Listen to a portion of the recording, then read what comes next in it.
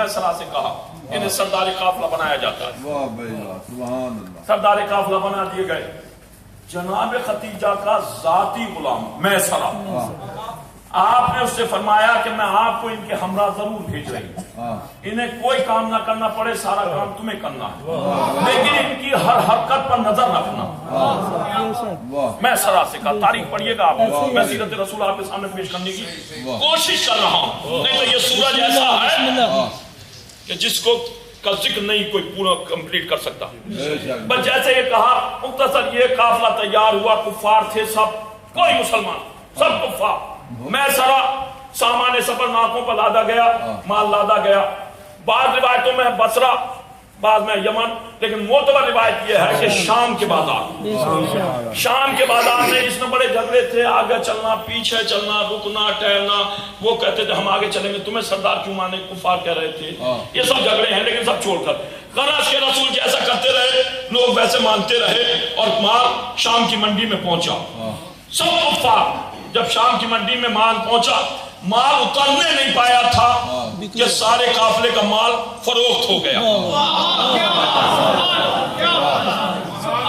سارے قافلے کا مال ابھی ایمان نہیں لائے. برکت پیغمبر ملاحظہ فرماؤ، ابھی ایمان نہیں ہے. قافلے میں پیغمبر کی برکت کا مرتبہ، یہ برکت ہے پیغمبر کی. مال فروخت ہو گیا، پیغمبر کا مال بچا رہا. کوئی نہیں آیا. کفار ہنس رہے تھے، دیکھ رہے تھے کہ دیکھو یہ ہے پیغمبر، یہ ہے سردار قافلہ، جبکہ ان کا مال ابھی تک پڑا ہوا ہے. پیغمبر خاموش اپنے مال پر بیٹھا ہوا. سارا بازار نمٹ گیا. جب سب اپنے گھروں کو جانے پر آمادہ ہوئے، اتنے میں اچانک خریدار آ گئے. سب کا مال ختم ہو چکا تھا، پیغمبر کا تنہا مال رہ گیا تھا. بہت زیادہ منافع پر پیغمبر کا مال فروخت ہوا، بہت زیادہ منافع پر. اب جو شام سے لینا تھا وہ لیا گیا، تاکہ وہاں سے مال لا کر کے مکے میں فروخت، جو وہاں سے لانا تھا وہ لیا گیا. اب قافلہ، توجہ چاہ رہا ہوں عزیزوں، قافلہ واپس چلا مکے کی طرف.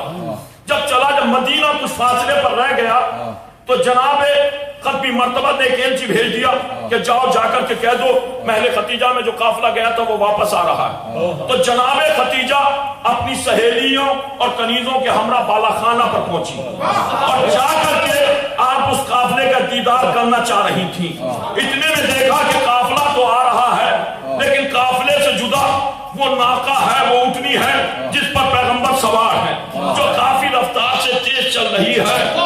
جدھر سے گزرتی ہے اشجار تعظیم کو جھکتے جاتے ہیں، بادل سایہ کیے ہوئے ہیں، سنگریزے اچھل رہے ہیں.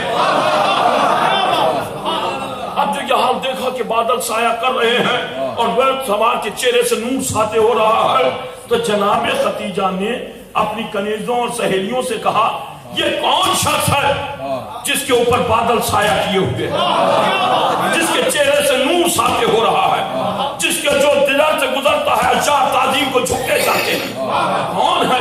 کنیزیں بھی ہیں، شچ و پنج میں نہیں سمجھ پا رہی ہیں. اسی انداز سے ناکہ آ رہا ہے، یہاں تک کہ وہ ناکہ جب محل ختیجہ کے نیچے پہنچا تو ایک کنیز چیخی یہ تو یتیم عبداللہ ہے.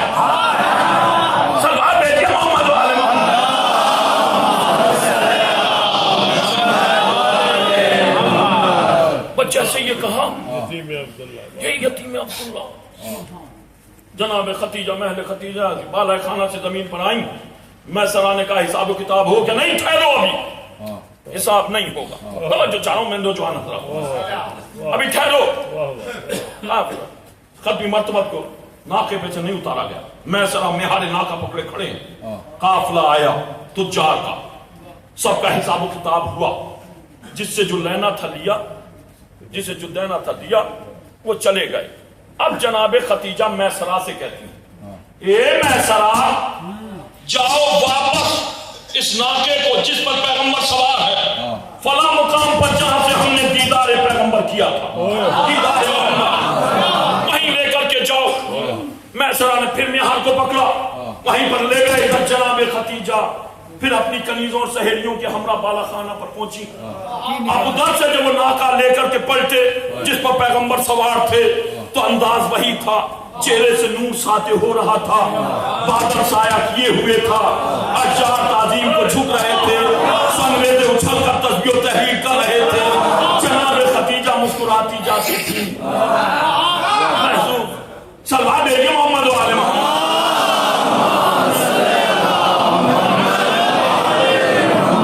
محسوس ہوتی جاتی تھی۔ پھر جیسے آئے میسر ناقے کی مہار پکڑے ہوئے، پھر جناب خدیجہ نے کہہ دیا جاؤ اسی مقام پر جاؤ۔ تاریخ میں لکھا ہے کہ 7 مرتبہ خدیجہ نے اس مقام پر پیغمبر کو بھیجا، 7 مرتبہ واپس بلایا۔ اے خدیجہ تم کیا سمجھ رہی ہو یہ اولو العزم پیغمبر ہے، بار بار بھیج رہی ہو، بار بار بلا رہی ہو، کیسے زحمت میں ڈال رہی ہو؟ تو خدیجہ جواب دے گی نادان وہ زلیخا تھی،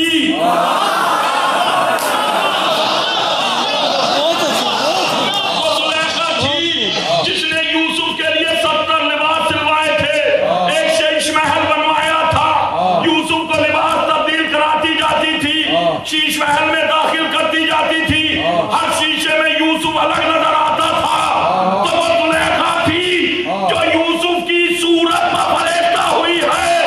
میں زلیخا نہیں خدیجہ ہوں، صورت پر نہیں سیرت پر۔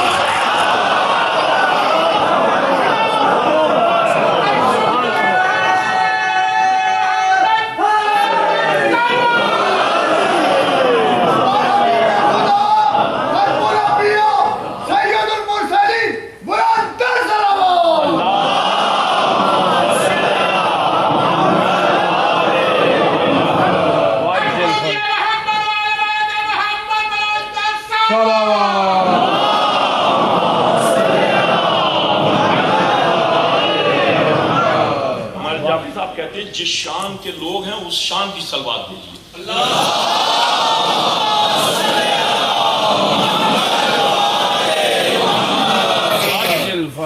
سامان میں سرا میں صورت پر نہیں سیرت پر فریفتہ ہوں۔ میں سرا آئے حساب و کتاب ہوا، اب یہاں سے میں نوجوانوں سے خطاب کرنا چاہتا ہوں۔ سیرت جناب خدیجہ، تمنائے جناب خدیجہ، آرزوئے جناب خدیجہ، میں فوراً جیسے